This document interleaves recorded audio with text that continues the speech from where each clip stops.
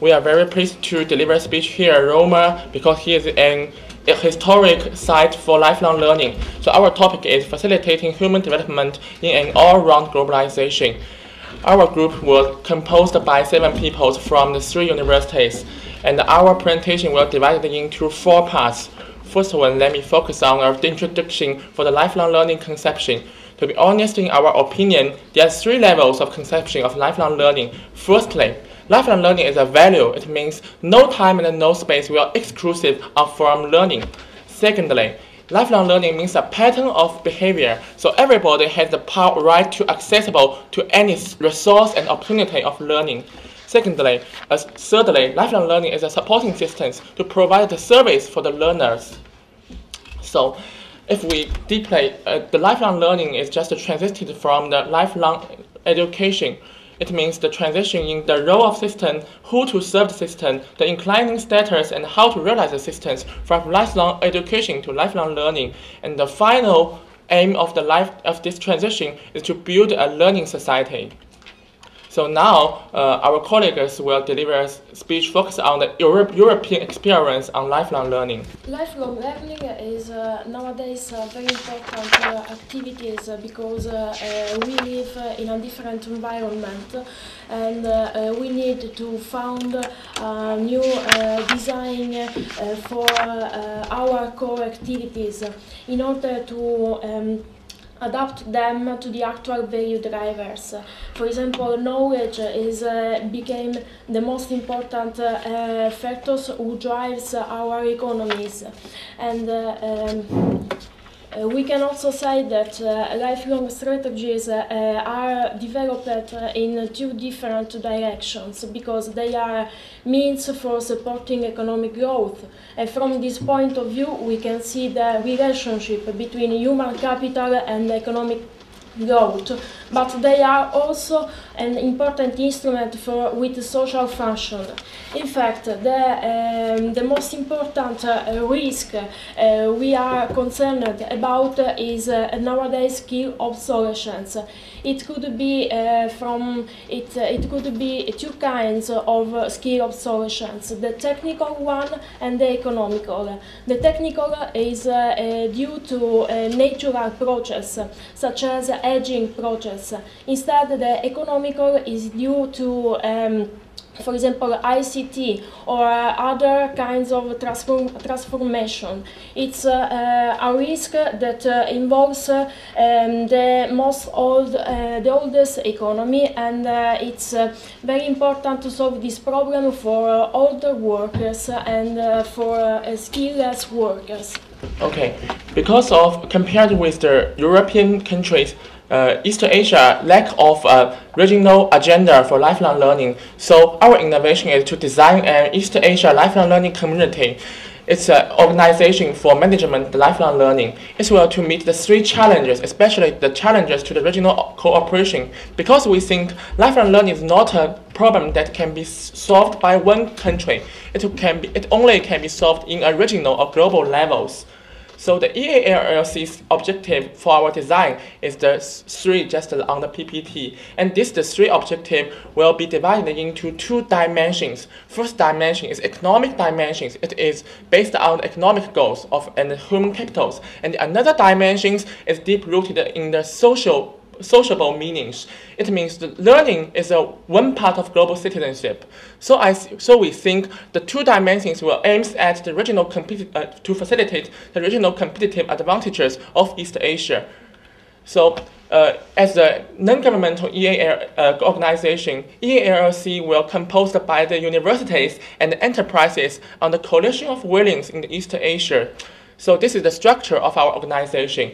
It will be divided into 2 round circles. The first round circle, we call it core organizations. It will consist of EALC Council, Committee of Experts, and the Secretary's Office.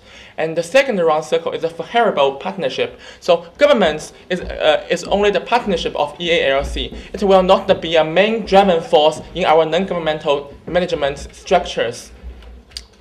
The main operation and the service of EALC will divide into 2 parts. The first part is curriculum and the teaching project, and the second part is the timeshare learning project. Now we get the first part.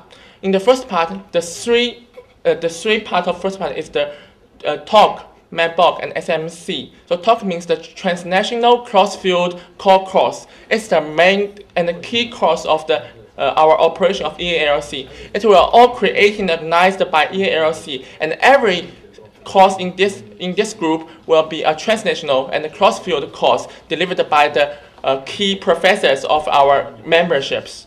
And secondly, we call it timeshare learning. As we all know, timeshare is a kind of property right, so we introduce it into learning opportunity. Timeshare learning will just make a main service for those who have graduated from universities, those who have employed by the companies. So it will focus on the three key points: flexibility, compatibility, and self-determination. So everyone has the right to determine when and how and where to learning. So the TSL will develop into lifelong learning, university plan, and a smart welfare plan. So as a property, so it can just be regarded as a welfare in company to deliver it to his employers and employees. So this is the all operation of our designer. So now is the conclusion. So we have made a comparative analysis between the Bologna process and EALC design. The EALCC design is just a design, while the Bologna process is an already existing project in Europe. And it's a process born being a non-binding agreement that is trying to promote higher education area in Europe, creating cooperation between governments in order to integrate all educational system in Europe. So the main difference between Bologna process and EALC in the three key members. Firstly, EALC is a non-governmental agenda. Secondly, EALC will pay many focus on the cooperation between universities and enterprises. Thirdly, EALC cover a formal and informal education together. So we have learned the three conclusions. Firstly, the two agendas is not alternative, but is mutual learning. So the East Asia's designs in EALC can be a compensatory and a reinforcement of the Bologna process. So only through the mutual learning, we think the two models of Europe and Asia can meet the common challenges to Euro-Asia continent. Thank you very much. So I'm not going to talk about the concept of lifelong learning, but basically the purposes of lifelong learning can be either humanistic or economistic. And then, but now at the moment it's the OECD's perspective of human capital which dominates the discussion of lifelong learning at the moment, because it's consistent with the knowledge economy, globalization, and neoliberalism. And then, but the EU came up with a combination of both purposes. The EU believes that the productive social policy can bridge the gaps between the contradictory goals. And then, but we have to understand that at local level, lifelong learning policy can be translated in a very, divergent way because of different national context and national capital. And the next thing is the connection between lifelong learning and skills formation.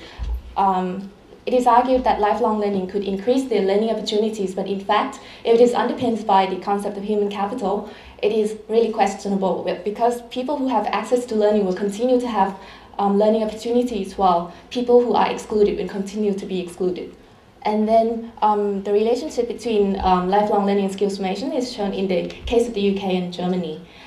We can see that in the UK, lifelong skills formation is based on the market-led model, while in Germany is based on the cooperative model. And the difference between the two models is that in the UK, they have the polarized distribution, while in Germany, it is the flat distribution. And that is because the UK focuses on high skills economy, while in Germany, they focus on high skills society. And the high skill economy is based on human capital, which I said is problematic, while in Germany it's based on social capacity, which is based on lifelong learning as well. And in conclusion, if we connect skills formation to competitiveness, skills formation is only one of the strategies to competitiveness. That is why, even though the UK only has the patchy high skills economy, but it still excels in competitiveness because it depends on other competition strategies such as price. But in Germany, even though it has a high skilled society, but then it still faces some problems because in Germany, they focus on manufacturing industries which are declining. That's it.